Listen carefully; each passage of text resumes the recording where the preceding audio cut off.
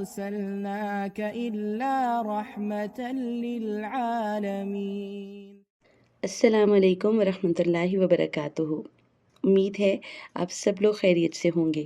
آج کی قسط میں ہم جاری رکھیں گے ایک انتہائی متنازع مسئلہ جو کہ یہودی عرب حکمران کعب بن الاشرف کے قتل کا ہے۔ غزوہ بدر کے بعد مسلمانوں اور قریش اور یہودیوں کے درمیان مختلف حملے اور مہمات ہوئیں۔ عرب حکمران کعب بن اشرف کون ہے اور اس مسئلے میں اتنی حساس بات کیا ہے، آج ہم اس کو جانیں گے۔ کعب بن اشرف ایک عرب باپ اور ایک یہودی ماں کا بیٹا تھا۔ اس کا باپ خالص عرب کافر تھا جس کا تعلق قبیلہ بنو نبھان سے تھا، اور اس کی والدہ کا تعلق یہودیوں کے قبیلے بنو نادر سے تھا۔ اس کے باپ نے قتل کیا، اس لیے اسے اپنے ہی لوگوں سے بچ کے بھاگنا پڑا۔ چنانچہ وہ بھاگ گیا اور اسے یثرب کے بنو نذیر نے پناہ دی، اور انہوں نے اسے اجازت دی کہ وہ ان کی کسی بھی عورت سے نکاح کر لے۔ اس نکاح سے کعب پیدا ہوا۔ کعب بنیادی طور پر ایک مکمل عرب اور مکمل یہودی تھا، یہودیت ماں کی طرف سے، اس لیے اس کا نسب عربوں کا تھا، اور مذہب، تعلیم، شرافت بنو نذیر سے یعنی یہودیوں سے ملی، اور وہ بنو نذیر کے سرداروں میں سے تھا۔ وہ بہت سی چیزوں کے لیے مشہور تھا۔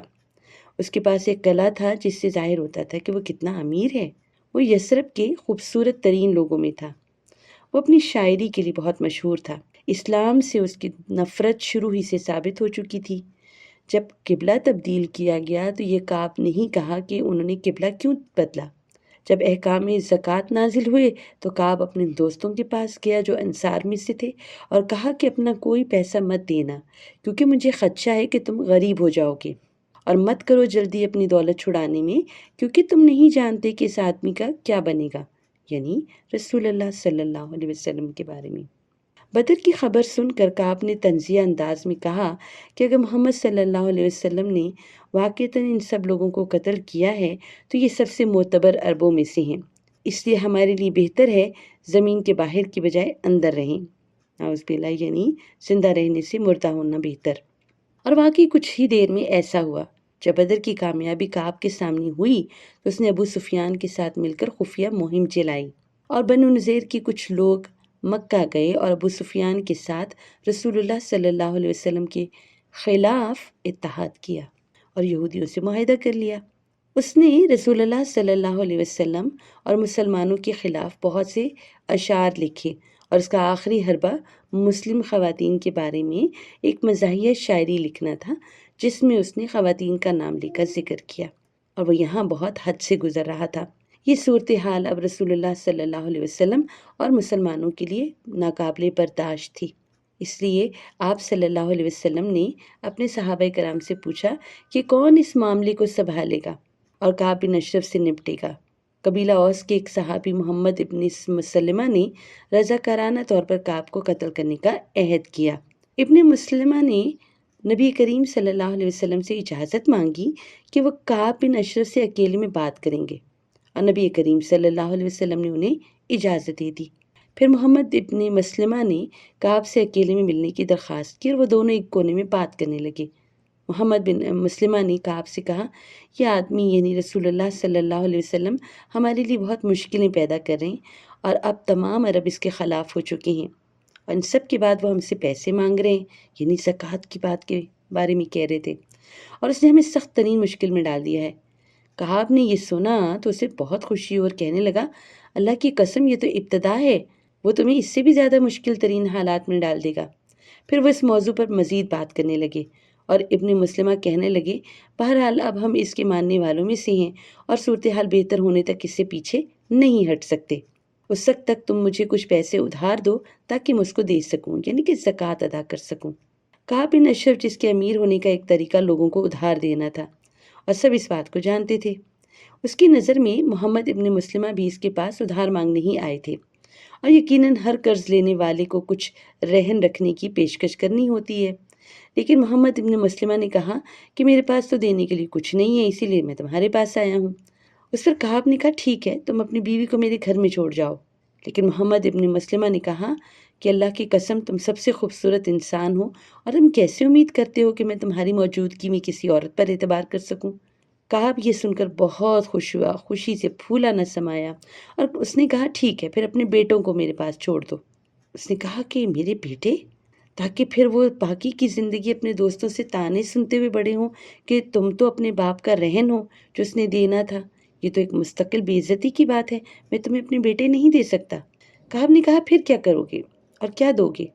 تو اس نے کہا کیسا ہے کہ اگر میں تمہیں اپنے ہتھیار لا دوں، اور تمہیں تو اندازہ ہے کہ ان ہتھیاروں کی ہمیں اس وقت کتنی ضرورت ہے، ان تمام جنگوں کی وجہ سے جو آج کل چل رہی ہیں، اس لیے میں وہ تم سے واپس لینے کے لیے بےتاب رہوں گا۔ کعب نے کہا زبردست پیشکش ہے، اپنے ہتھیار لے آؤ۔ اور ظاہر ہے یہاں آپ حکمت عملی تو سمجھ ہی رہے ہوں گے، محمد ابن مسلمہ نے یہ منصوبہ اس لیے بنایا تاکہ کعب کے خاتمے کا اس سے کوئی شک ہی نہ ہو۔ اس کے علاوہ 2 یا 3 صحابہ جیسے سلکان بن سلامہ، جن کو ابو نائلہ بھی کہا جاتا ہے، انہوں نے بھی کعب سے اسی طریقے پر قرض لیا۔ دونوں صحابہ اکرام نے کعب کے ساتھ ملاقات کے لیے رات کے وقت کا انتخاب کیا جب وہ اپنے ہتھیار لائیں گے، اور کعب اس پر مان گیا۔ ابھی تک منصوبہ کامیاب جا رہا تھا۔ ہجرت کے تیسرے سال 14 ربیع الاول کو یہ دونوں صحابی کعب کے قلعے کے باہر، جو کہ مدینہ سے باہر تھا، تشریف لے گئے، اور انہوں نے کعب کو باہر آنے کے لیے پکارا۔ کعب کی بیوی نے قلعے سے نکلنے سے پہلے اسے خطرے سے آگاہ کر دیا، اور آپ کو پتہ ہے کہ کعب ایک امیر اور بااثر انسان تھا، اور وہ اپنی حفاظت کے لیے جنگی لباس پہن کے رکھتا تھا، جبکہ دوسری طرف محمد ابن مسلمہ نے اپنے ساتھیوں کو پہلے ہی اپنی منصوبہ بندی سے آگاہ کر رکھا تھا کہ وہ کسی نہ کسی طریقے سے قصر کو قابو کریں گے اور اسے اپنے بازو میں دبوچ لیں گے، اور باقی کام ان کے ساتھ کریں گے۔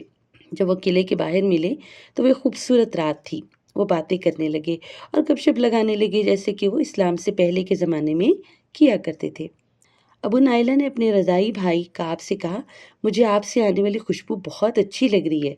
اس نے کہا کہ ہاں، میرے پاس ایک بہت جوان عورت تھی جس کی خوشبو عرب کی تمام عورتوں سے زیادہ اچھی ہے۔ ابو نائلہ نے کہا مجھے اجازت دو کہ میں یہ خوشبو سونگھ سکوں۔ کعب ان کے نزدیک آیا تو ابو نائلہ نے کہا اوہ، یہ خوشبو تمہارے بالوں سے آ رہی ہے، چلو مجھے سونگھنے دو۔ اس کے لیے کعب نے اپنا سر نیچے کیا۔ اسی موقع پر محمد ابن مسلمہ نے اس کا سر قابو کر لیا اور باقی ساتھیوں نے مل کر اس کو مار دیا، مگر یہ اتنا آسان نہیں تھا کیونکہ اس نے آئینی لباس پہن رکھا تھا، اور کہا جاتا ہے کہ ان میں سے ایک الحارث بن اوس شدید زخمی ہو گئے تھے اور ان کا خون بری طرح بہہ رہا تھا، اور جب ان کو مدینہ منورہ واپس لایا گیا تو نبی کریم صلی اللہ علیہ وسلم ان سے ملے تو انہوں نے اپنا لعاب مبارک ان کے زخم پہ رکھا، جس سے وہ فوراً زخم بھر گیا۔ اب یہ بات بہت واضح ہے کہ یہ واقعہ آج کے دور میں اتنا مسئلہ کیوں ہے۔ اس کی وجہ یہ ہے کہ الزام دیا جاتا ہے کہ جان بوجھ کر قتل کرنے کی کوشش ہے، جسے رسول اللہ صلی اللہ علیہ وسلم نے جائز قرار دیا۔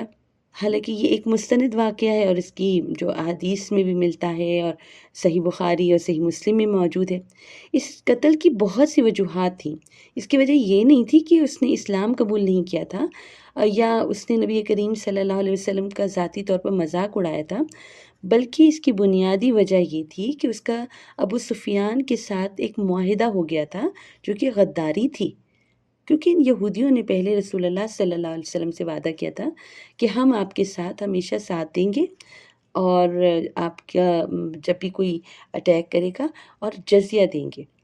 تو انہوں نے اپنی اس عہد سے یہ پھر گئے، غداری کی، تو یہ تو آئین کی خلاف ورزی تھی اور مسلمانوں کے لیے بہت بڑا خطرہ تھا۔ مسلمانوں کو اور خاص طور پر مسلم خواتین کے خلاف اس کے اشعار لکھنا، یہ تو بہت ہی بے شرمی کی بات تھی۔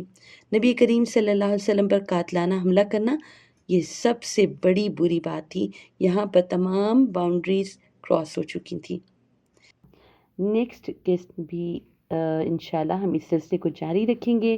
آپ ضرور اس واقعے کو اور باقی سیرہ کے جو واقعات ہیں اپنے دوستوں کے ساتھ شیئر کریں، اور ہمارے چینل کو بھی سبسکرائب کریں اور اپنے فرینڈز کے ساتھ شیئر کریں تاکہ وہ بھی رسول اللہ صلی اللہ علیہ وسلم کی زندگی اور اس میں آنے والی تمام مشکلات کو جان سکیں۔ السلام علیکم ورحمۃ اللہ وبرکاتہ۔ أرسلناك إلا رحمة للعالمين